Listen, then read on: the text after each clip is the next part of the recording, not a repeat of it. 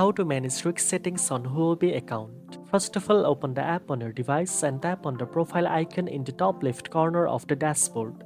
Next, go to settings and select security or trading options depending on the risk settings you want to manage.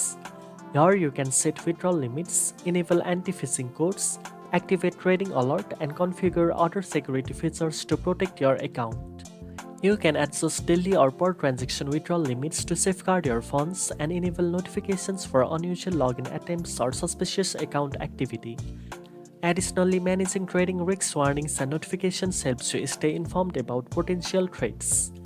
For enhanced security, it is also recommended to enable two-factor authentication and link your account to a secure device. Likewise, you can enable passkeys, pattern password, fingerprint, and more. Now you know how to manage risk settings on Huobi.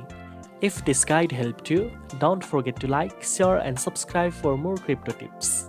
Thanks for watching, and I'll see you in the next one.